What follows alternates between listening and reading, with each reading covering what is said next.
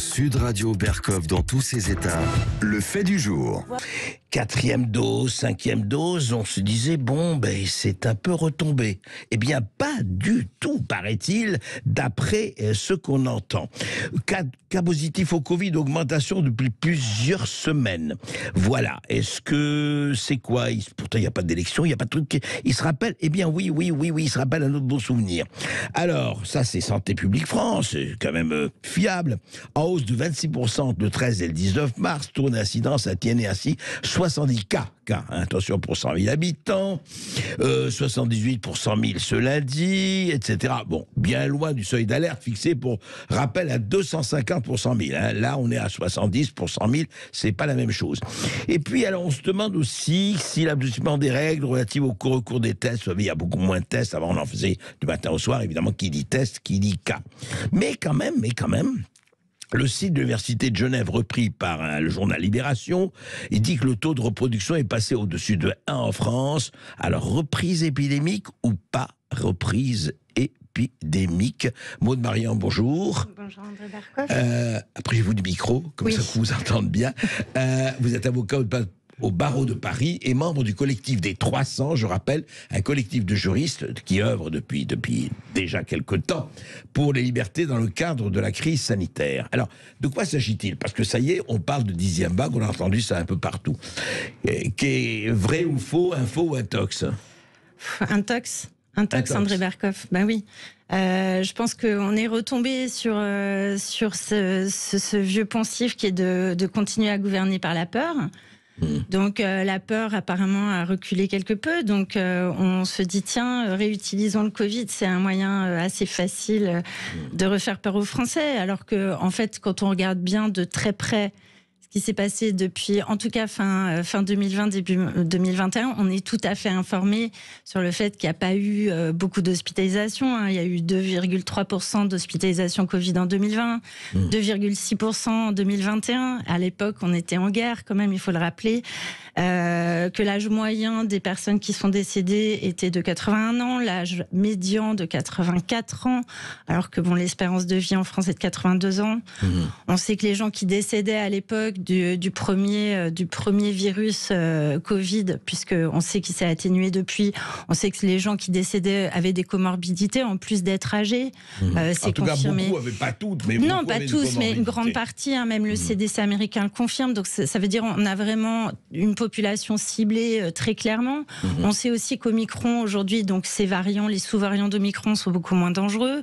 On sait aussi qu'en France, alors même qu'on avait des très beaux moyens de santé publique, on a fermé 100 000 lits en 20 ans dans les hôpitaux, qu'on a continué à enfermer en 2020 et en 2021. Donc, on crée, non seulement on crée une fausse épidémie, mais on crée des fausses saturations, puisqu'on multiplie les lits de réa, mais en même temps on ferme d'autres lits en parallèle. On nous fait peur, on crée des fausses saturations également en focalisant tous les malades sur quelques hôpitaux, puisque on sait qu'en France, il y a à peu près 1500 hôpitaux. Et en mettant en place le plan Orsan-RED, ils ont décidé que seulement certains hôpitaux, et 38 en fait, pouvaient recevoir des malades de Covid. Voilà. Donc non, mais tout ça, c'est pour dire que, vous voyez, toute cette logique dans laquelle on était déjà au début de la crise sanitaire, qui était objectivement plus grave parce qu'on la connaissait pas, parce qu'on avait un virus plus virulent et parce que justement on était nous aussi beaucoup plus facilement impressionnables. On va pas réutiliser les mêmes ressorts, je les souhaite vraiment pas, alors que là on sent quand même qu'il y a cette volonté par derrière de nous inquiéter de nouveau. Et donc quand on dit, mais selon Santé publique France, Maud Marian, quand on dit qu'ils disent contamination augmentée autour des dernières semaines, j'ai dit hausse de 26% 13 et 19 mars, 70 cas pour 100 000 habitants, 78 cas pour 100 000 habitants. Certes, on est loin, je le répète, du seuil d'alerte, mais par exemple, 47 274 cas ont été ressentis durant cette semaine, enfin la semaine dernière, contre 37 537 la semaine précédente. Est-ce qu'il n'y a pas quand même quelque chose... Non, mais on va retomber sur les discours que vous avez déjà proposés ou entendus ici avec M. Tubiana, avec Pierre Chaillot, qui vous expliquent le nombre de cas, qu'est-ce que ça veut dire. Alors moi, je ne suis pas épidémiologiste et je ne suis pas statisticienne, je ne vais pas revenir sur ça. Mais on a pu déterminer effectivement qu'un test positif ne fait pas forcément un cas, et qu'un cas n'est pas forcément symptomatique et qu'un cas qui n'est pas symptomatique, est-ce que ça reste un malade? Est-ce que ça reste quelqu'un de dangereux? Enfin, et voilà, on reprend toujours le même narratif par derrière. Et en fait, ce qui nous importe à nous, en tant que population, c'est d'avoir des éléments objectifs d'appréciation du risque. Or, la mortalité a été très faible. La mortalité du premier virus et encore plus la mortalité actuelle. Alors le nombre de cas devient quasi indifférent si on prend en considération. C'est comme si on comptait le nombre de rhumes, si vous voulez. Alors je ne veux pas banaliser parce qu'il y a encore des gens qui en meurent, c'est pas mon sujet. Mais je pense qu'il faut relativiser. Et ce que n'a jamais fait le gouvernement, ce que n'ont jamais fait les autorités. Lorsque vous relativisez par exemple la mortalité de la plus grosse partie de la crise, vous vous rendez compte que même les 68 000 décès qui sont annoncés par l'Institut national d'études démographiques ne sont même pas forcément en correspondance avec la réalité objective de ce qu'on nous a annoncé comme une hécatombe. Et Pierre Chaillot vous l'a expliqué de manière très précise, en lissant les âges, en faisant des statistiques vraies, on arrive à une mortalité normale pour la population française. Et puis comme Toubiana le disait, on n'a pas fait le rapport, enfin on n'a pas les chiffres entre les vaccinés et les morts. Hein. En plus, il nous manque beaucoup d'éléments d'appréciation. Ce que je veux dire, c'est qu'il faut prendre les choses avec recul et je pense avec calme ce que va sans doute pas nous proposer le gouvernement, parce que c'est à nous aussi maintenant peut-être de s'approprier toute cette histoire qu'on a connue dans notre chair. Quand même. Et surtout qu'un peu partout dans le monde, maintenant, les questions se posent sur un certain nombre de vaccins et autres. Mais justement, d'ailleurs, on en a parlé, vous en avez parlé aussi, on en a parlé beaucoup la semaine dernière. Mais il y a quand même quelques signes d'apaisement, puisque la Haute Autorité de Santé, suivie par le ministre de la Santé, a demandé que les soignants non vaccinés puissent reprendre, effectivement leur travail, ou en tout cas puissent retravailler. Mais qu'est-ce que vous avez pensé, alors vous, l'avocate que vous êtes, des réactions quand même outrées d'un certain nombre de médecins ou d'urgentistes ou autres qui disaient mais c'est pas possible, on est sidérés, comment? Mais enfin, on a été envoyé au front pour y aller, et puis voilà que le gouvernement nous laisse tomber. Enfin, il y a eu des réactions assez étonnantes. Moi, je ne prends pas parti, mais on dirait qu'ils avaient été personnellement blessés par cela. Non, mais c'est ça. En fait, si vous voulez, je pense que c'était un peu dans la stratégie du gouvernement depuis le début. On nous a dit, soi-disant, que le vaccin avait été une décision scientifique. La première chose qu'on peut constater aujourd'hui, c'est que non. Puisque si les gens ont des réactions épidermiques, psychologiques, c'est que c'est pas un problème scientifique. Ça, c'est la première chose.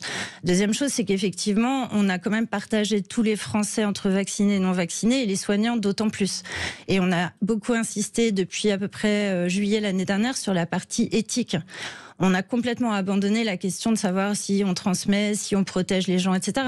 On s'est focalisé sur l'éthique. Et aujourd'hui, on vient nous dire, oui, mais finalement, ces gens sont des rebelles. En vérité, c'est ça qu'on sous-entend. Moi, ce que je tiens absolument à dire, ça me paraît l'argument le plus fort, c'est que les personnes qui sont restées en poste et qui, à l'heure actuelle, ont accepté l'obligation vaccinale, ne sont objectivement plus vaccinées depuis au moins une année. Pourquoi ? Parce que le schéma vaccinal de base pour cadrer avec l'obligation, et c'est pas moi qui l'ai créé, hein, c'est le gouvernement, j'insiste sur les recommandations de la HAS, c'est 3 doses, c'est-à-dire un seul booster. Or, on sait que le booster n'a d'effet que pour 3 mois, 4 mois. Plus un booster. Voilà, c'est-à-dire le schéma de base, les 2 doses, plus un booster. Donc, un seul rappel. Ce qui veut dire que les gens qui ont eu leur premier appel, qui constitue l'essentiel des personnels soumis à l'obligation vaccinale, très peu ont fait le second. Hein. C'est pas moi qui le dis non plus, c'est les chiffres officiels. C'est-à-dire que ces gens-là ne sont plus couverts 3 ou 4 mois après ce booster. Donc si on calcule bien, septembre 2021, il est certain que depuis janvier 2022, mars 2022, tout au plus le printemps 2022, les gens n'ont pas fait le second booster. Donc ils ne sont plus vaccinés au sens du droit et non plus au sens de la science. Donc arrêtons de dire tout et n'importe quoi.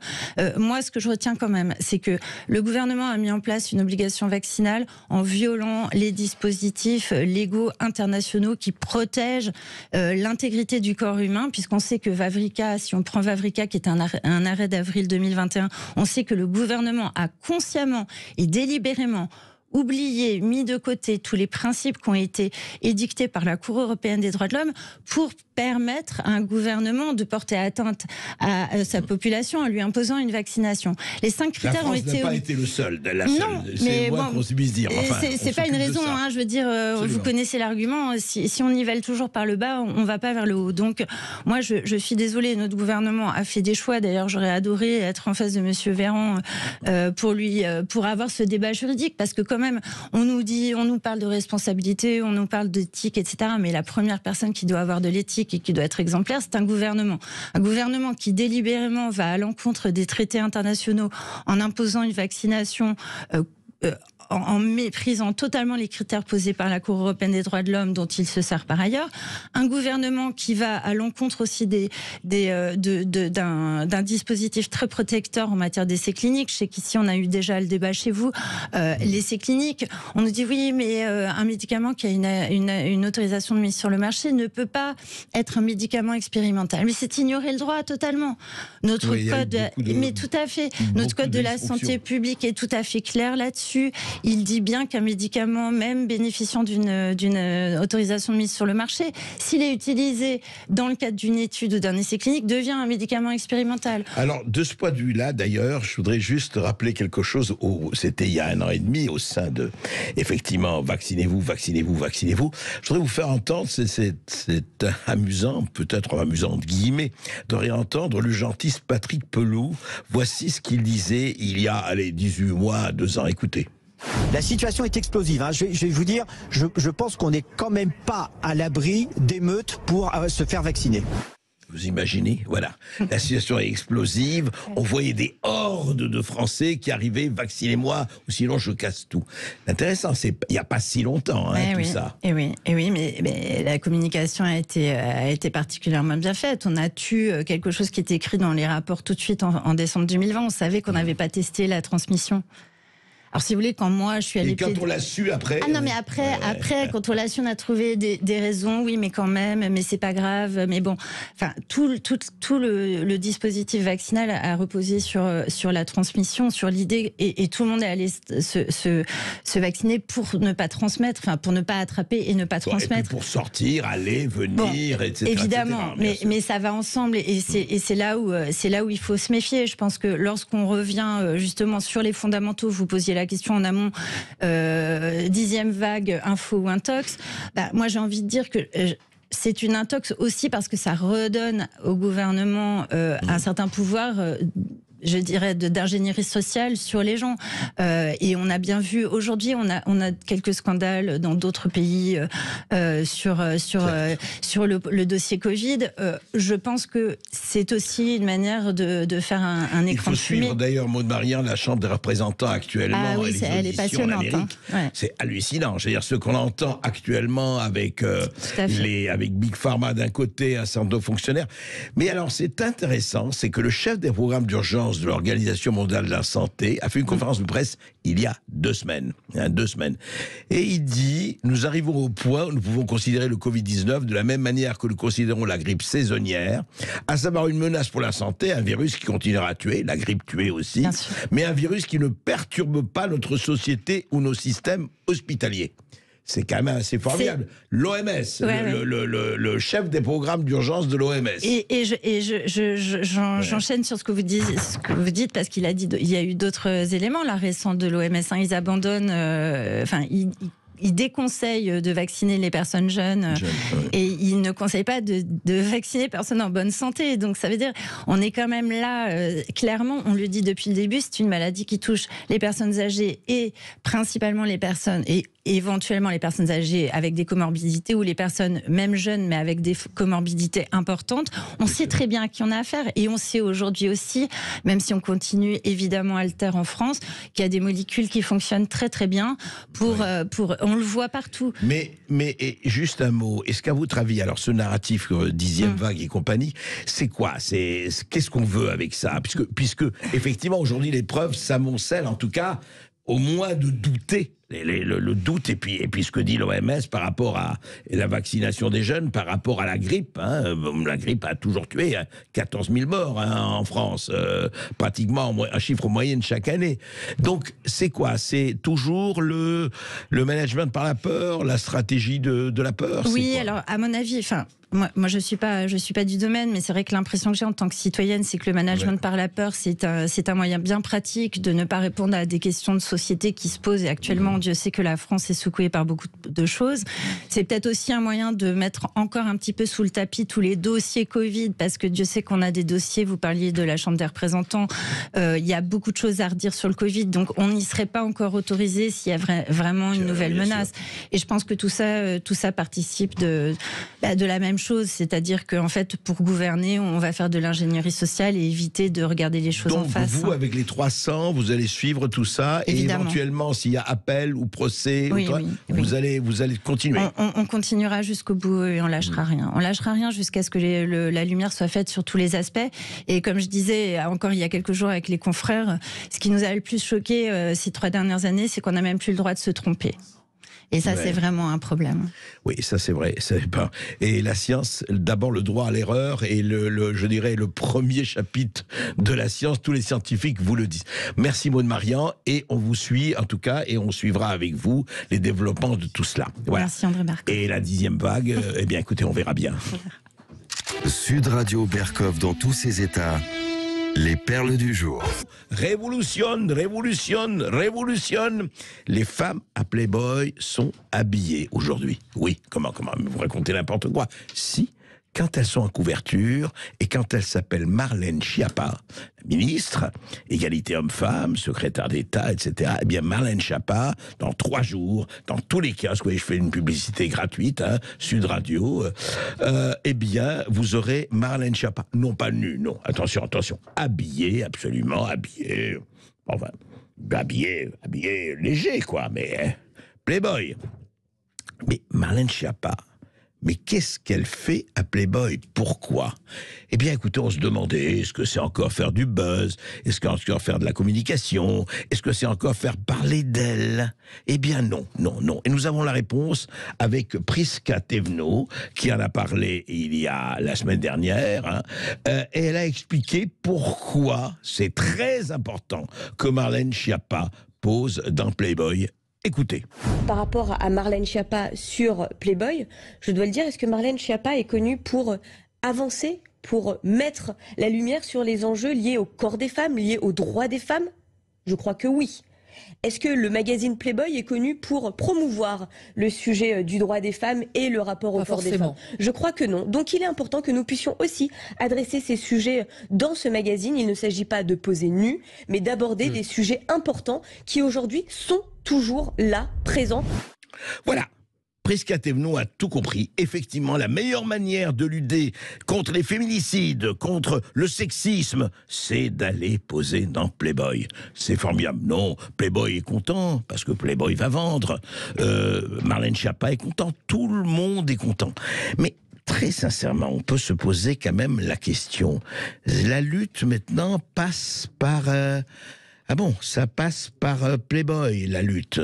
C'est intéressant parce que Playboy, sa raison commerciale, son existence a été effectivement de dénuder les femmes depuis presque aujourd'hui 70 ans.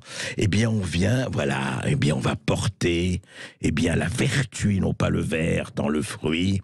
On va combattre le mal par la femelle. Eh bien, ça, c'est une trouvaille. Franchement, on avait besoin de la connaître.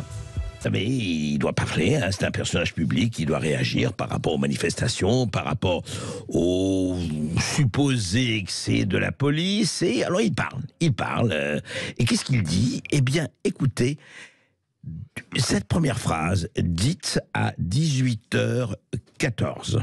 Écoutez. Est-ce que la Bravem dérape? Est-ce qu'il y a des dérapages de ses effectifs? Absolument pas. Absolument pas. Là, il est très très clair, et 1 minute après, même pas 30 secondes après, on lui repose pratiquement la même question. Écoutez. Les quelques dérapages qu'il y a pu y avoir, parce qu'il y en a, c'est incontestable. Le ministre de l'Intérieur a rappelé ce matin qu'on a 36 affaires judiciaires qui ont été confiées à l'IGPN.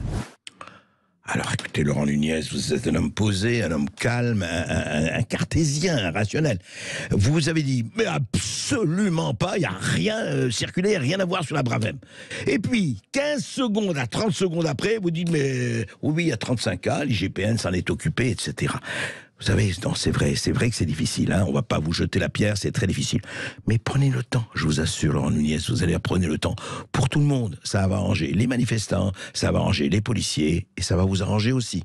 On dit que depuis 2005, il n'y a plus un seul référendum après, vous savez, ce référendum sur la constitution européenne, vous vous rappelez, 2005, 55% des Français avaient voté contre, eh bien, on s'est assis dessus par le traité de Lisbonne 2 ans après. Alors là, on a décidé d'y aller un peu mollo et la maire de Paris, Anne Hidalgo, a lancé un référendum parmi les Parisiens en disant « Écoutez les trottinettes, vous êtes pour, vous êtes contre ». Avec les trottinettes, c'est amusant d'ailleurs, trottinettes, bicyclettes. Non, simplement, je pense que la maire de Paris pense que Paris, c'est Venise, quoi. C'est un musée, c'est une ville musée. Il n'y a plus rien, il n'y a pas d'économie à Paris, il n'y a pas de capitale de nation, il n'y a rien à faire, il n'y a pas d'activité. Donc, mais oui, épanouissez-nous, les bicyclettes, comme ça, les grandes villes de France, c'est ça. Non, pourtant, il y a le bois de Boulogne, Bellefontaine, enfin, passons. Eh bien, écoutez, le référendum, alors 7% de la population parisienne a voté. Je rappelle que 2% de la population parisienne a voté Anne Hidalgo au présidentiel, même pas 1,7%. Eh bien là, ils ont voté à 90%, ceux qui ont voté pour la suppression de la trottinette. Voilà.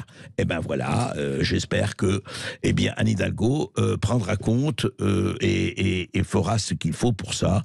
Parce que franchement, trottinette, il y a le bois de Boulogne, il y a le bois de Vincennes, allez-y. Mais c'est pas le peine de renverser, de jouer au jeu de quilles avec tous les Parisiens et les touristes qui passent. Sud Radio Berkov dans tous ses états. Le face-à-face. Le face-à-face d'André Berkov avec Jean-Frédéric Poisson, ancien député, président de VIA, chef d'entreprise, pour son livre Soins palliatifs, la vraie alternative à l'euthanasie. Personne ne doit mourir seul, édité chez MAM. Et Rémi Tell, essayiste, chroniqueur, président du collectif Peuple Libre et auteur du pamphlet La chute de Prométhée. Bonjour à tous les deux. Bonjour. Bonjour. Alors Jean-Frédéric Poisson, effectivement, votre livre, il tombe à pic. D'ailleurs, c'est une actualité qui dure depuis toujours. C'est une actualité, vous savez, moi je me rappelle de Henri Cavaillé, le sénateur, qui avait fondé le droit de mourir dans la dignité il y a déjà 40 ans, je crois, enfin à peu près. Et là, vous parlez donc de ce livre Soins palliatifs, la vraie alternative à l'euthanasie. Parce que vous, si j'ai bien vu votre livre, vous n'êtes pas spécialement favorable à l'euthanasie. Mais je suis plus que réservé face à la perspective d'inscrire dans la loi française, et il faut appeler les choses par leur nom, quelque chose qui consisterait dans un droit de tuer. La grande difficulté de ce qui nous est présenté ces jours-ci par les conventionnels qui sont réunis au Conseil économique et social environnemental ces jours-ci, en promouvant soit le suicide assisté, soit l'euthanasie, c'est que, ma foi, c'est d'abord la volonté de recourir au service d'un tiers pour que leur vie s'arrête. Et il ne peut pas y avoir d'issue à cette question sans que soit dépénalisé le fait de mettre fin au jour d'une personne en dehors des cadres légitimes des Français, ça qui se profile. Et mon ancien collègue Jean Leonetti dit très bien les choses, et je cite d'ailleurs dans mon livre, la loi Claes-Leonetti. Oui. Il dit la grande différence, c'est que la loi Claes-Leonetti est une loi qui est faite pour les gens qui vont mourir. Ce qui se profile devant nous est une loi pour les gens qui veulent mourir. Et la grande différence, c'est que la première loi est dans le Code de la santé publique, la deuxième loi sera nécessairement dans le Code pénal. On voit bien qu'on change de registre, qu'on change de nature. Et ça n'est pas c'est une forme de continuité par rapport à un agenda qui est ancien, comme vous dites très justement. Ça, c'est un peu la surface des choses, disons. Mais il y a une véritable rupture parce que malgré tout, l'interdit de tuer demeure dans la société et dans la pratique médicale, ce qui est la norme. Alors Jean-Frédéric Poisson, moi je voudrais justement, avant de donner la parole à Rémi Tell, mais c'est important parce que au fond, on a le droit de choisir sa vie, mais on n'a pas le droit de choisir sa mort. Je pense à des gens, je vais vous dire pourquoi. Je vais parler de cas personnels. J'ai un de mes meilleurs amis, vraiment, qui est maintenant parti, que je connaissais depuis des décennies. C'est un ami intime. Il n'avait pas d'atroce souffrance, mais il en avait marre. Vous savez, il était en chaise roulante, il était à demi paralysé. Et je vous dis ça parce que ça m'avait frappé. Il m'a demandé, il m'a dit, écoute, trouve-moi quelqu'un, je veux partir, bah, ça va. Et il était en pleine lucidité. Hein. Il m'a dit, moi, j'ai vécu ma vie, c'est très bien. Il avait 80 ans et quelques, enfin, peu importe l'âge, c'est pas le problème. Il dit, moi, j'ai envie d'en finir. Au fond, je vois bien ce que vous dites, effectivement, mais ce n'est pas une question de tierce. Si quelqu'un, en toute lucidité, bien sûr, il ne s'agit pas des dérives, évidemment, terribles qu'il peut y avoir, mais en toute lucidité, dit « je veux partir ». Alors, lui, on lui a dit « allez en Belgique ou allez en Suisse, où ça se pratique ». Mais qu'est-ce que vous répondez à ces personnes? Et il n'était pas le seul. J'ai là-dessus un regard, comment dire, que j'essaye de faire confiance aux personnes dont c'est le métier ou dont c'est la vie quotidienne, c'est-à-dire ceux qui accompagnent des patients qui sont en fin de vie. Les témoignages, de manière écrasante en termes de nombre, disent qu'en réalité, il y a assez peu de demandes d'en finir ou de demandes de mort, comme vous le décrivez, qui durent dans le temps, pourvu qu'elles soient prises en compte, écoutées, accompagnées, et que, comment dire, pour de vrai, on fasse attention à ce que disent les personnes qui formulent ce genre de demandes. Les témoignages des personnels soignants sous ce rapport sont absolument unanimes. Si la question, vous parlez des soins palliatifs, là. Je parle de, en général, tous ces gens qui sont confrontés à des patients dont l'état, à leurs propres yeux, est si diminué qu'ils ne voient pas d'autre issue que la mort. Mais quand, comment dire, cette préoccupation, quand cette souffrance est prise en compte, le témoignage constant, encore une fois, des personnes qui accompagnent les patients en fin de vie, et que ces demandes ne subsistent pas longtemps, à partir du moment où effectivement on rassure les gens sur le fait que non, on sait maintenant soigner à peu près toutes les douleurs. Il y a très peu de douleurs dites réfractaires, c'est-à-dire qui ne supportent qui résistent au traitement antalgique. On sait parfaitement accompagner tous les types de souffrances psychologiques et morales, mais pourvu qu'on le fasse. Et le drame de cette affaire, c'est que le droit d'accès aux soins palliatifs est inscrit dans la loi depuis 1999, la fameuse loi Kouchner. Elle avait pour objectif de fournir un lit de soins palliatifs par département pour 100 000 habitants. Nous sommes à 0,3 de moyenne. Il devait y avoir partout des unités de soins palliatifs. Il y a un quart des départements français aujourd'hui dans lesquels il n'y en a pas. Et donc on a privé beaucoup des patients de cette pratique formidable qui consiste à dire à un patient: vous vous sentez diminué, on comprend très bien, vous sentez que vous n'avez plus la force de supporter votre vie. Tout ça est évidemment, de toute façon, si c'est eux qui le disent, c'est que c'est vrai. Mais est-ce qu'on ne peut pas avoir d'autres réponses simplement que on va mettre fin à tout ça, que plutôt toute la société se met à votre chevet, va déployer des trésors d'ingéniosité, de fraternité, de solidarité, d'inventivité, de soins pour que vous puissiez vivre le plus richement possible ces derniers instants de votre vie qui sont sans doute les plus précieux. Alors, on va en parler tout de suite après avec Rémy Tell et vous-même, Jean-Frédéric Poisson. On va continuer à en parler. C'est vraiment une question fondamentale. Je rappelle les mots d'un certain Albert Camus. La seule question philosophique, c'est le problème du suicide. On en parle tout de suite après cette petite pause. Le sujet de la fin de vie vous interpelle, vous nous appelez au 0826 300 300, vous avez la parole sur Sud Radio, 0826 300 300, à tout de suite. Ici Sud Radio. Les Français parlent au français. Je n'aime pas la blanquette de veau. Je n'aime pas la blanquette de veau. Sud Radio Berkov dans tous ses états. Choisir sa vie, choisir sa mort, fin de vie, soins palliatifs, euthanasie, tous ces mots, on en discute depuis des décennies un peu partout dans le monde. Et actuellement, effectivement, une convention citoyenne qui a remis ce rapport dimanche, hier, à Emmanuel Macron, qui est favorable à ce qu'il y ait une nouvelle loi sur la fin de vie d'ici la fin de l'été. Bon, les choses sont posées. Rémy Tell, vous êtes essayiste, vous êtes président du collectif Peuple Libre, vous avez écrit La chute de Prométhée. Qu'est-ce que vous en pensez d'abord? Vous appartenez à une génération beaucoup plus jeune, le problème ne se pose pas, heureusement, et j'espère qu'il ne se posera pas. Mais quel est votre ressenti sur tout cela? Je crois qu'il y a l'idéologie et le contexte. On peut philosophiquement défendre l'euthanasie. Je le comprends, ce n'est pas ma position, mais je peux le comprendre. Et en même temps, légaliser l'euthanasie dans un pays comme la France, qui fait face à une crise inédite de l'hôpital public, où 200 000 Français qui en auraient besoin chaque année sont privés d'accès aux soins palliatifs. Début avril, on apprend que 69 hôpitaux sont menacés de fermeture. Eh bien, c'est répondre à un problème budgétaire par l'injection de la mort. Et ça, dans une république qui a fait de la fraternité l'un de ses principes cardinaux, on ne peut pas l'accepter. Alors oui, les Français sont majoritairement pour, mais je crois qu'ils ont été enfermés depuis des années dans un faux choix entre agonie et euthanasie. Aujourd'hui, la loi, la technique permettent de soulager les souffrances morales, les souffrances physiques, et de partir accompagné, entouré de ses proches. Encore faut-il qu'on donne cet accès aux Français. On sait aujourd'hui, par les expériences internationales, que l'euthanasie vise en réalité surtout les personnes les plus vulnérables, c'est-à-dire dans une situation sociale extrêmement précaire, avec des vécus de violence, d'abus sexuels, beaucoup de femmes notamment aussi. Et je crois que déverrouiller en fait cette possibilité, c'est évidemment s'exposer à ouvrir la porte très grand. Attention. Et vous parliez juste, André Berkoff, des jeunes gens.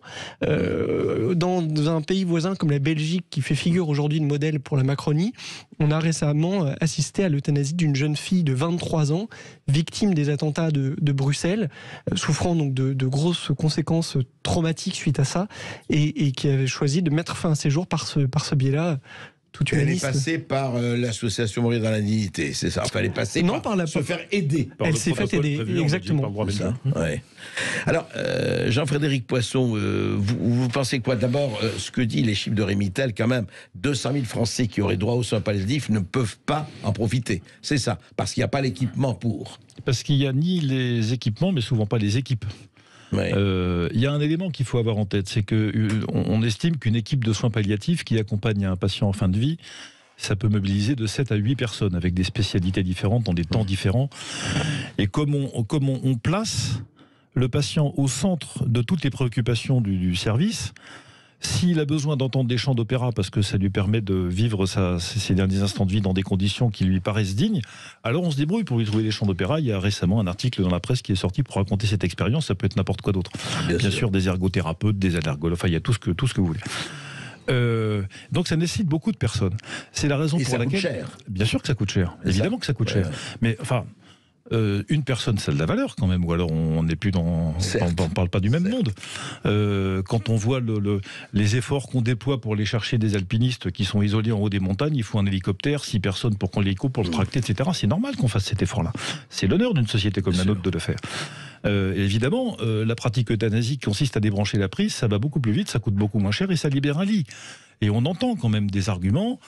Jacques Attali a prononcé dans des livres célèbres il y a une quarantaine d'années déjà, il va falloir que les personnes qui sont improductives se posent la question de leur utilité, donc de leur présence dans le monde. Enfin, je ne sais pas s'il l'a dit comme ça. C'était pas comme ça, mais enfin c'était pas loin. En tout cas, ça a été répété de manière tout à fait récente et c'est l'objectif. On sait bien, et d'ailleurs on sait que dans les hôpitaux de France et de Navarre, depuis longtemps, les cocktails lithiques, qui sont ces espèces de potions qui servent à faire partir les gens plus vite, sont administrés illégalement dans un tas de services parce qu'il faut libérer les lits. Enfin, il y a cette pression économique. Et sur le système de santé d'aujourd'hui, ça ne va pas s'arranger. Donc on manque de personnel. Et c'est la raison pour laquelle se déploient aujourd'hui de manière admirable des services bénévoles de soins palliatifs à domicile, qui sont organisées par des associations qui, souvent, là où elles sont, comme en Indre-et-Loire, comme dans les Hauts-de-Seine, ou dans la région des Hauts-de-France, ont le soutien des collectivités locales et qui permettent aux personnes de rester chez elles et de vivre des moments de leur existence entourées, accompagnées, avec, encore une fois, la présence de toute la société à leur chevet, et on leur doit bien ça, parce que leur dignité leur réclame. Il y en a plusieurs, là, ça se multiplie. Il y a plusieurs associations qui se développent et qui ont d'ailleurs été auditionnées par la Convention au Conseil économique et social il y a quelques jours. Comment, juste un mot, comment vous expliquez que cette Convention citoyenne, enfin, d'après vous, vous dites que, bon, évidemment, c'est plus coûteux et c'est plus difficile, mais on ne laisse pas tomber les gens, et puis peut-être qu'on pourrait avoir quelques cabinets conseils en moins, hein, qu'on pourrait payer un peu moins, peut-être. Ça, c'est sûr. C'est autre chose. Ou alors éviter de dépolluer la Seine pour pouvoir nager dedans dans un an, ça c'est encore autre chose. C'est autre chose. Oui, mais regardez, une convention citoyenne, il y avait quand même des Français de toute origine ou statut qui a dit, après tout, oui, mais pourquoi pas si on choisit une fin de vie. Vous voyez, Rémitel, quand même, je ne dis pas que c'est la majorité des Français. Alors si, de fait, si on est honnête, le point de vue de la convention citoyenne reflète l'opinion majoritaire sur ce sujet. Bon, sans faire de comparaison déraisonnable, je vous rappelle qu'avant 81, une majorité de Français était très largement opposée à la peine de mort. L'opinion majoritaire a aussi le droit de se tromper. Opposée à l'abolition de la peine de mort. Et encore une fois, les gens sont sincères. Beaucoup d'entre eux ont vécu des situations familiales, amicales, de perte d'un être cher dans des conditions absolument atroces. Mais je vous fiche mon billet que dans 99,99% des cas, ces personnes n'avaient pas accès aux soins palliatifs, et donc c'est bien le problème véritable. Et ne négligeons pas, en effet, comme l'indique Jean-Frédéric Poisson, la dimension économique du problème. Constatez par exemple l'engagement très volontaire des mutuelles durant tout ce débat sur la fin de vie. C'est assez curieux quand on sait que les 6 derniers mois de la vie sont ceux qui coûtent le plus cher à la sécurité sociale. C'est clair. On a le droit aussi de se poser des questions. Ils sont plutôt favorables à... Le grand débat sur l'euthanasie, c'est les années 80 et les malades du sida. C'est là où naît aussi le mouvement des soins palliatifs. Et donc c'est une revendication ancienne. Et je crois que c'est pas un hasard si cette revendication-là revient sur le devant de la table en pleine crise à nouveau de l'hôpital public. Il y a beaucoup à dire sur la méthode de la Convention citoyenne, dont certains de vos confrères ont décrit le mode de fonctionnement et comment dire le très grand poids donné par les organisateurs pour orienter les conclusions dans un sens plutôt que dans un autre, même s'il est vrai, je le reconnais bien volontiers, que les conclusions reflètent ce qu'est l'état d'opinion publique aujourd'hui. Mais qu'est-ce qu'on dit à l'opinion publique ? Je me permets de rappeler les auditeurs à leur propre expérience de citoyens. Quand on vous pose une question sur la fin de vie, en gros, on vous demande si vous avez vraiment envie de mourir dans des souffrances atroces, isolé dans le noir, sur un brancard, dans le couloir sordide d'un hôpital et abandonné de tous. Évidemment, comme dit l'autre, ça fait pas envie. Et on a plutôt envie de répondre évidemment que non. Donc si on peut faire tout pour m'éviter ça, je prends. Et ça, pardon, c'est une réaction qui est parfaitement compréhensible et tout à fait humaine. Mais il n'y a pas que cette solution. Et ce qui est regrettable dans cette affaire de Convention citoyenne, c'est que malgré les efforts déployés par tous ceux qui étaient défavorables à la légalisation de l'euthanasie ou du suicide assisté, je pense que y a un déficit de connaissance de cette pratique des soins palliatifs et de l'accompagnement de fin de vie par l'ensemble de nos concitoyens. Même si je reconnais, j'ai lu le rapport de la Convention citoyenne, beaucoup d'efforts sont faits en faveur du développement des soins palliatifs, mais cher André Berkoff, les 2 mandats que j'ai faits à l'Assemblée nationale m'ont permis de constater qu'à chaque budget de la sécurité sociale, on vous rassure sur le fait que cette fois-ci, on veut mettre les moyens qu'il faut pour développer les soins palliatifs. Bien entendu. Et ça ne se fait pas. La preuve que non. Ou alors pas suffisamment, pas assez vite, au point que des associations se sentent obligées de prendre maintenant le relais. Dernier point. Il y a une espèce il y a une forme de mascarade dans cette convention. Parce que je renvoie nos auditeurs à une interview du président de la commission des lois de l'Assemblée nationale, qui s'appelle Houlier. Il a publié dans La Croix, La Croix du 24 septembre 2022, une interview dans laquelle il disait de toute façon, quelles que soient les conclusions de la Convention citoyenne, nous proposerons au Parlement la légalisation de l'euthanasie. Donc, premier élément. Deuxième élément, comment est-ce que vous pouvez former le personnel de santé le matin aux soins palliatifs, l'après-midi à l'administration de produits létaux pour provoquer l'euthanasie? Qu'est-ce que ça fait dans une organisation de travail? Qu'est-ce que ça fait dans la tête de quelqu'un? Est-ce qu'on n'est pas schizophrénique au point de se dire on met tous les moyens pour prévenir le suicide? J'ai représenté le Parlement français à l'Observatoire national du suicide pendant 5 ans, entre 2012 et 2017. C'est très mystérieux cette affaire, on ne sait pas très bien, mais mes plus grands spécialistes français, dont Michel Debouquet, certainement le meilleur d'entre tous, c'est un phénomène qu'on a beaucoup de mal à appréhender, les motivations, tout ça, enfin tout le monde le sait bien. Donc on peut pas d'un côté faire tout ce qu'on peut pour prévenir le suicide d'un côté en termes de politique publique et d'un autre côté en faciliter l'administration quand il est demandé. Donc on entre dans une espèce de schizophrénie dont je ne sais pas ce qu'elle produira, une forme de en même temps très macronien finalement. Comme vous dites, en tout cas, tous les niveaux, c'est à tous les étages. C'est économique, c'est éthique, c'est métaphysique, c'est religieux, ça engage l'existence même, qu'on dit, ou la fin de l'existence. On continue d'en parler après cette petite pause. Et vous avez la parole sur Sud Radio, vous nous appelez pour interpeller Jean-Frédéric Poisson, Rémi Tell, sur le sujet de la fin de vie au 0826 300 300. On attend vos appels, 0826 300 300. À tout de suite sur Sud Radio. Parle au français. Les carottes sont cuites. Les carottes sont cuites. Sud Radio Berkoff dans tous ses états. C'est beau tour. de vos tours. Ouais. Nous sommes effectivement toujours avec Jean-Frédéric Poisson, son livre que je recommande vraiment, Soins palliatifs, la vraie alternative à l'euthanasie. Personne ne doit mourir seul. Ça, on vous répondrait, Jean-Frédéric, que tout le monde meurt seul. Mais c'est une question. C'est un débat philosophique. Pas sous tout rapport, oui, je suis d'accord. Sud Radio Culture, ça. Oui. Ah bah très bien, volontiers. Et Rémy Tell, essayiste, chroniqueur, président du collectif Peuple Libre également. On va en parler, on va continuer d'en parler avec vous. Mais en fait, quand je vous écoute tous les deux, mais Jean-Frédéric Poisson, au fond, ce qui se passe, c'est que tant qu'il n'y aura pas une véritable politique de soins palliatifs et une politique massive, je dirais au sens du terme, parce que vous savez très bien aujourd'hui l'âge, l'espérance de vie est à 82 ans, donc on va encore plus loin, on ira encore plus loin, mais comparé à ce que vous dites, à ce que disait Rémy Tell sur 200 000 personnes qui ont besoin de soins palliatifs et qui ne peuvent pas les avoir, donc aujourd'hui l'écart se creuse beaucoup plus qu'il ne diminue. Oui, mais encore une fois, ça démontre aussi ce que sont les priorités des politiques publiques depuis... alors ça, Emmanuel Macron n'est pas le premier responsable, puisque, comme je le disais tout à l'heure, la première inscription dans la loi date d'il y a 25 ans. Il y a donc un quart de siècle. Je ne sais pas combien de premiers ministres et de présidents et de ministres de la Santé sont succédés depuis, mais enfin, il y en a un paquet. Et visiblement, aucun n'a produit l'effort qu'il aurait fallu. Donc, cette responsabilité est collective. Elle rejaillit aujourd'hui sur nous tous. Et de fait, dans la mesure où beaucoup de nos concitoyens se sentent d'abord confrontés à un système de santé qui ne va pas bien. Enfin, c'est le point qu'on puisse dire. C'est clair. D'ailleurs, la Convention citoyenne... On en a parlé en première partie d'émission, voilà, les hôpitaux, etc. La Convention citoyenne elle-même qui a parlé, qui a rendu ses conclusions hier sur la question du suicide assisté, de l'euthanasie, dit dans son préambule qu'il faudrait d'abord s'occuper généralement du système de santé pris globalement, parce que ça... Bon, alors c'est bien de le rappeler, mais... Quand vous regardez, quand on essaie de se projeter dans ce que peut être pour chacun d'entre nous la fin de sa vie dans le système hospitalier français, ça rassure quand même pas beaucoup, il faut quand même le reconnaître. Donc c'est ce que j'évoquais tout à l'heure. On a la tentation de se dire, moins longtemps ça durera, mieux je me porterai.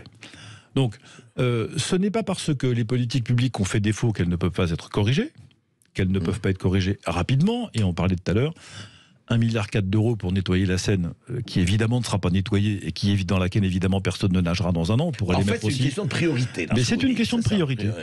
Et je prétends, et j'ai compris ça en travaillant cette question, que il y a quelque chose dans la pratique des soins palliatifs qui est un exemple extraordinaire, un modèle de comportement individuel et collectif qui vaudrait d'ailleurs pour beaucoup de pans de la société française. C'est-à-dire que...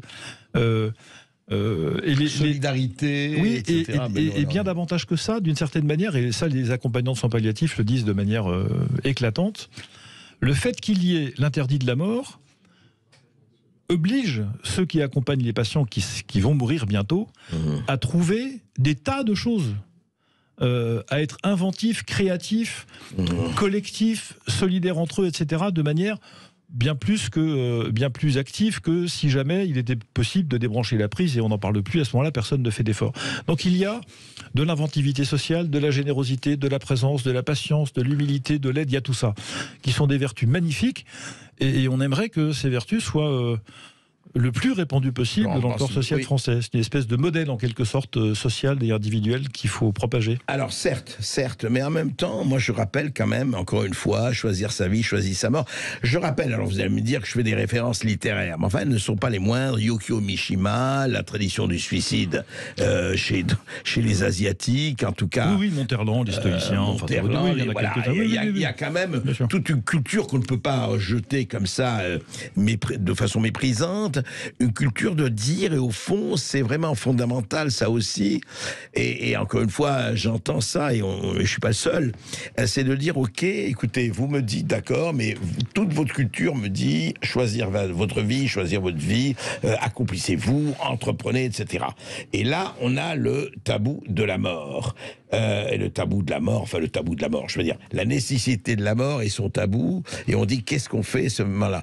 Et là, il y a quand même une espèce de contradiction contradiction qui est, je reconnais le problème est extrêmement complexe, mais ceux qui vraiment en toute conscience, Rémy Tell, choisissent de dire, écoutez, moi je décide, voilà, en toute clairvoyance, en toute lucidité, de mettre fin à mes jours. Qui peut le juger ou le condamner? Qui sommes-nous? Le jour où tous les Français en situation de fin de vie ou victimes d'une maladie chronique pourront accéder à des soins palliatifs près de chez eux ou à domicile, on en reparlera. Et peut-être que pourquoi pas, oui, on peut considérer comme Camus que le fait de choisir de mettre un terme à sa propre vie, c'est l'ultime liberté. Mais la demande d'euthanasie aujourd'hui n'est pas le produit d'un choix libre. Dans la plupart des situations, c'est un choix par défaut, parce qu'on veut éviter l'agonie dans un système hospitalier qui est à bout de souffle, ou parce qu'on sent aussi la pression de la société, la pression de ses proches, parce que c'est difficile d'être un aidant, parce que tout ça a un coût. Donc il n'y a pas de liberté réelle dans la demande d'euthanasie, et encore une fois, la plupart des demandes d'euthanasie, 95% d'entre elles, s'effacent lorsqu'il y a une prise en charge correcte en soins palliatifs.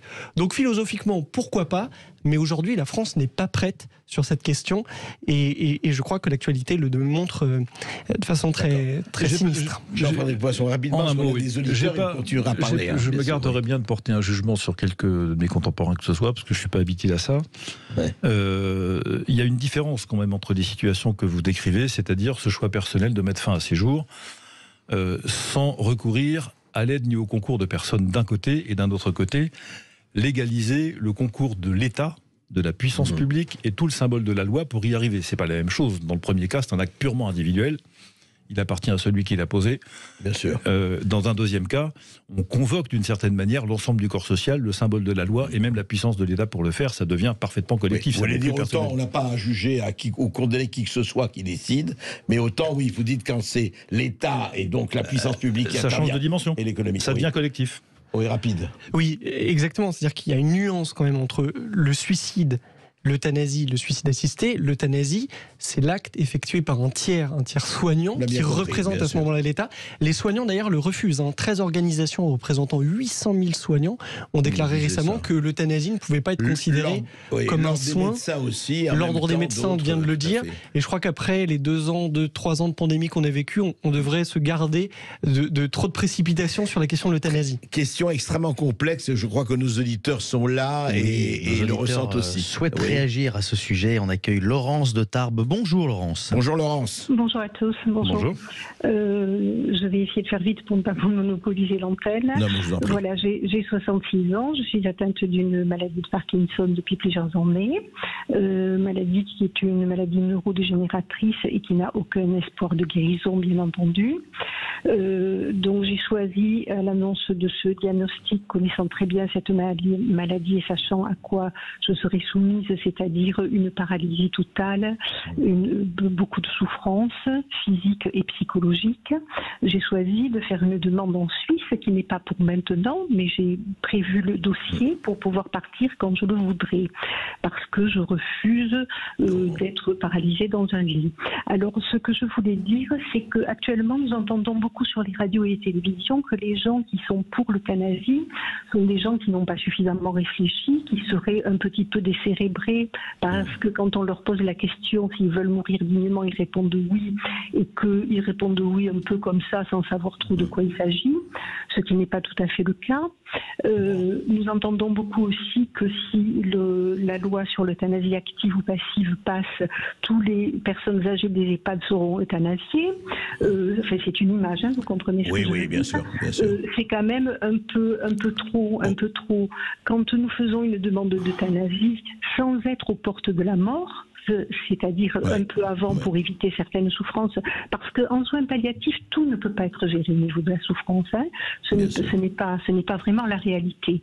Donc il faut prendre en compte tout ça et surtout prendre en compte la souffrance des gens comme moi, et il y en a des milliers, qui doivent partir à l'étranger au lieu de pouvoir mourir sereinement dans leur pays. Il faut aussi voir que dans les pays où c'est légalisé, je vais faire de l'humour noir, je suis désolée, les gens ne font pas la queue pour se faire euthanasier. Voilà. Et que si une loi passait en France, il faut bien sûr qu'elle ait des garde-fous et qu'on ne soit pas euthanasié parce que tout d'un coup on a un coup de spleen dans la vie, ou qu'on n'est pas bien dans sa peau, ou qu'on n'a pas le moral, ou qu'on a un chagrin d'amour. C'est très clair et très fort ce que vous avez dit. Et je crois qu'elle pose la question et il ne faut pas l'éviter. Voilà quelqu'un, voilà Laurence, elle est en pleine, elle dit pas qu'elle va le faire demain. Elle a un problème, maladie neurovégétative. Elle veut pas finir paralysée, que ce soit souffrance ou moins de souffrance. Elle n'a pas envie de continuer. Vous ne pouvez pas éviter cette question. Elle n'est pas la seule, Laurence. Qu'est-ce que vous répondez à ça? Je veux dire, elle devrait, et elle dit, je suis obligée d'aller en Suisse, donc d'avoir les moyens d'aller en Suisse ou en Belgique pour faire ce que j'ai en toute lucidité envie de faire. Et c'est sa vie. Alors, 2 points extrêmement rapides. Le premier, il y a un schéma classique qui est observé dans tous les pays qui ont légalisé l'euthanasie et qu'on ne peut pas occulter, c'est qu'au départ, on introduit une exception à l'interdit de tuer pour des cas vraiment particuliers, notamment dans des cas de maladies neurodégénératives, par exemple comme la maladie de Charcot, et au fur et à mesure, on lève les garde-fous, et à la fin, on se retrouve, comme en Belgique, comme au Québec, avec une sorte de situation où, pour des problèmes psychiatriques, pour des handicaps neuromoteurs, on peut aujourd'hui accéder à l'euthanasie. Ça, c'est la première chose. La deuxième chose, la commission d'évaluation de la loi, la commission parlementaire d'évaluation de la loi Claes-Leonetti, composée plutôt de députés favorables à la légalisation de l'euthanasie, a rendu son rapport la semaine dernière et elle explique que le problème essentiel, c'est aussi la méconnaissance du droit existant par les patients. Et dans la loi Claes-Leonetti, il y a ce qu'on appelle la sédation profonde et continue jusqu'au décès, c'est-à-dire la possibilité de soulager quelqu'un qui se trouve en situation de fin de vie, y compris si cela implique le décès du fait de la maladie. Et donc, ces situations-là trouvent déjà une réponse dans le cadre existant, mais beaucoup de patients ne connaissent pas leurs droits aujourd'hui et la loi n'est pas appliquée en France. C'est pas le cas de Laurence. Laurence choisit très lucidement. Laurence, c'est quand même choisit très lucidement parce qu'elle connaît sa maladie, elle connaît les conséquences, elle sait où va arriver Jean-Frédéric Poisson. On ne peut pas écarter ça d'un revers de main. Ah mais personne n'écarte ça d'un revers de main, et sûrement pas moi. Simplement, je le répète, le choix individuel, c'est une chose. La modification, pour ne pas dire le bouleversement de l'ordre symbolique de la loi, en outrepassant l'interdiction de tuer, ou en rendant l'État ou la puissance publique, d'une certaine manière, fournisseur de moyens pour mettre fin à la vie d'une personne innocente, ça, c'est un bouleversement de l'ordre symbolique sans précédent. Et donc je dis, et ce qui est en jeu ici, c'est d'un côté l'absolue obligation que nous avons collectivement de trouver des moyens de recherche, des moyens d'accompagnement, des moyens, etc., pour faire en sorte que la perspective qui s'offre à Laurence et qu'elle vient de décrire de manière très, très, très directe et sans phare, et je comprends que ça soit parfaitement insupportable, ça, donc, il doit y avoir, et on doit trouver des moyens de faire en sorte que le vrai problème, les circonstances qu'elle décrit ne s'avèrent pas. C'est ça vrai, mais le vrai problème, c'est aujourd'hui, à l'heure où on parle, et les choses étant ce qu'elles sont, comme disait l'autre, la liberté de Laurence. Et c'est vrai que c'est pas facile. On va prendre. Merci Laurence, en tout cas, merci pour votre témoignage. Beaucoup de témoignage, Laurence. Je voulais juste dire très vite, c'est que personne ne peut décider pour nous. Et pourquoi y aurait-il des gens dans cette société qui pourraient décider pour nous que l'on a le droit de mourir ou pas. Voilà. Et pour moi, les soins palliatifs ne sont pas possibles puisqu'ils n'empêcheront pas ma paralysie. Voilà. Donc il faut regarder les choses en face et il faut ouvrir un peu la liberté tout en mettant des garde-fous. Bien sûr. Merci Laurence. Laurence de ce témoignage. Restez bien avec nous, on se retrouve très vite. Continuez de nous appeler au 0826 300 300. À tout de suite sur Sud Radio. Sud Radio, Berkov dans tous ses états. Ici Sud Radio. Les Français parlent au français. Je n'aime pas la blanquette de veau. Je n'aime pas la blanquette de veau. Sud Radio, Berkov dans tous ses états. Vous êtes bien sur Sud Radio dans le face-à-face d'André Berkoff sur le sujet de la fin de vie avec Jean-Frédéric Poisson et Rémi Tel. Vous continuez de nous appeler au 0826 300 300. On accueille tout de suite Françoise de Bordeaux. Bonjour Françoise. Bonjour Françoise. Bonjour à tous les 3-4, je ne sais plus. Mais je vous remercie de me laisser passer à l'antenne parce que même si ça me rappelle des moments très douloureux par rapport à ma mère.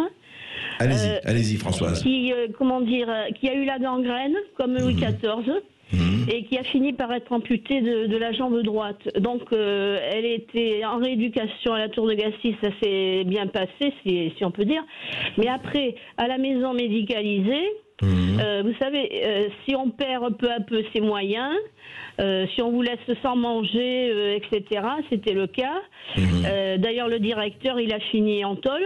D'accord. Mais en fait, après, j'ai essayé, je veux dire, en 2006, début, quand j'ai vu qu'elle était pas très bien soignée, j'ai essayé de la mettre dans un service palliatif, mais ça a été refusé. Il n'y avait pas d'argument. Parce qu'en fait, elle aurait pu, je pense, elle était âgée, mais je pense qu'elle aurait pu vivre plus longtemps si elle avait été mieux soignée. Et en fait, parce qu'en fait, elle est partie à la suite. Moi, j'avais confiance dans les infirmières. C'est une infirmière qui lui a fait faire une fausse route. Alors, vous savez, après, ça tombe sur les poumons. Et alors après, ça a dégénéré. Voilà, et donc, même si elle aurait voulu que je m'occupe, voyez, de sa fin de vie, moi, je n'étais pas d'accord. Parce qu'un enfant, il ne peut pas supprimer sa génitrice. Bien sûr. Et donc, c'est pour ça que je suis contente d'avoir les témoignages de ces deux écrivains. Parce qu'en fait, je comprends pas qu'on mette, voyez, on fait un référendum sur les trottinettes, sur l'euthanasie, et les soins palliatifs, c'est très important. Bien sûr. Merci Françoise, merci. Je vais on va répondre aussi bien Jean-Frédéric Poisson que Rémi Tel, mais je voudrais quand même qu'on donne, il y a Christophe, je crois, qui nous attend de Narbonne. Oui, Christophe de Narbonne, vous nous avez appelé au 0826 300 300. Bonjour Christophe. Oui, bonjour. Bonjour Monsieur Berkoff, bonjour Monsieur Poisson. Bonjour. J'ai beaucoup hésité à appeler parce que je voulais faire part d'un témoignage personnel. Il y a une dizaine d'années, mon père... Vous n'avez pas... Excusez-moi Christophe, il faut baisser le haut-parleur de votre téléphone, si vous avez... ou alors, attendez, je vais... Enlevez-le. Parce qu'il est dans le vent.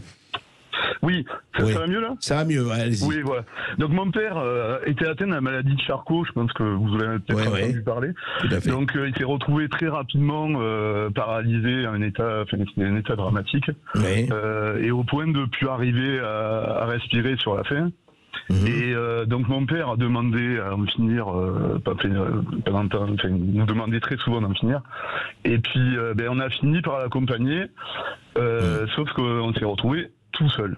Et ça a été une horreur. C'est-à-dire que il y a tout seul, tout seul. En fait, il y a un personnel soignant qui était une infirmière qui est venue faire une injection. Pour parler. Oui, tout à fait. Et ça n'a pas bien fonctionné. Donc je me suis retrouvé. Alors j'étais très très très jeune avec ma mère et ma sœur qui était encore plus jeune était dans la maison mais ne voyait pas ce qui se passait.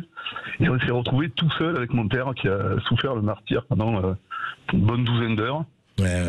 Et donc quand j'entends les témoignages d'avant, je me dis en fait c'est très dur de porter un jugement tant qu'on n'a pas vécu la chose en fait.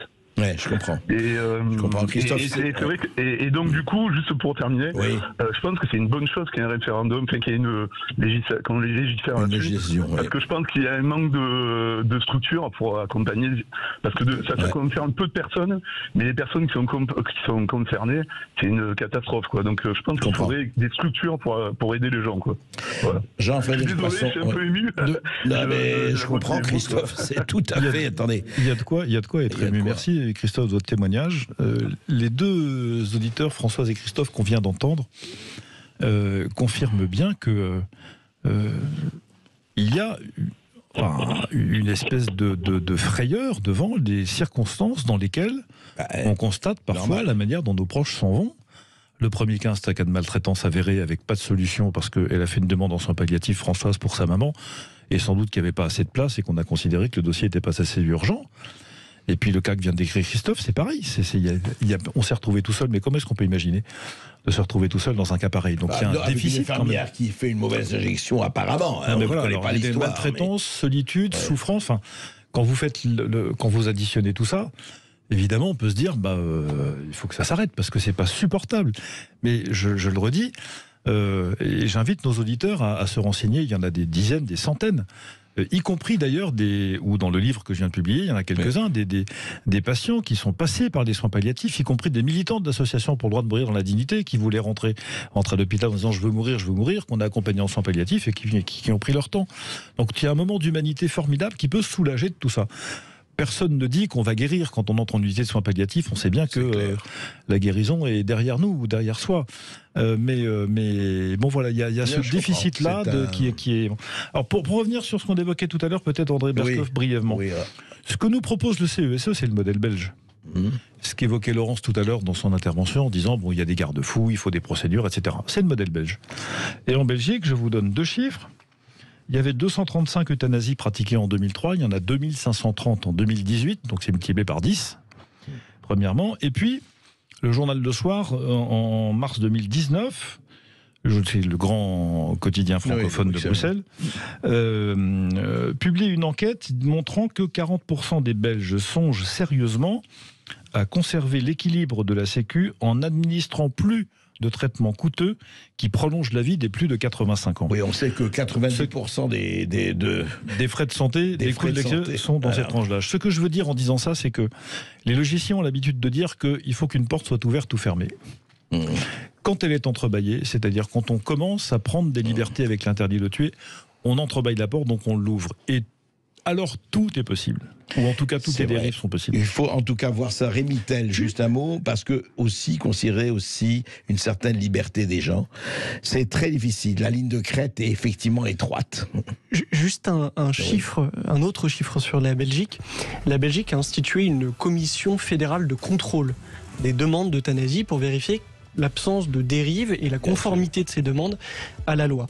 27 000 demandes ont été adressées à la Commission fédérale de contrôle depuis sa création.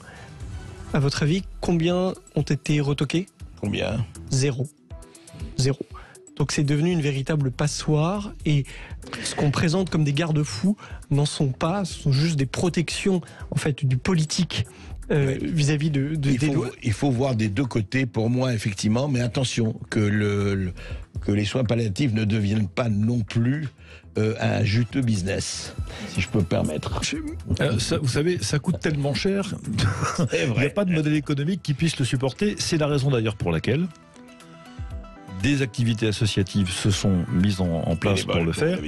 Mais attention aussi, parce que vous savez, c'est plutôt le suicide assisté qui est en passe de devenir un jus de business, parce que là, pour le coup, il y a toutes les raisons de considérer que le modèle économique fonctionne. Merci à vous deux, on reviendra là-dessus. Merci beaucoup. En tout cas, merci et rappelons le livre. Les livres. C'était le face-à-face d'André Berkoff sur la fin de vie avec Jean-Frédéric Poisson pour son livre Soins palliatifs, la vraie alternative à l'euthanasie. Personne ne doit mourir seul, édité chez MAM. Et Rémi Tel, essayiste chroniqueur, président du collectif Peuple Ivre et auteur du pamphlet La chute de Prométhée. Tout de suite, l'émission de Brigitte Lahaye. À tout de suite sur Sud Radio.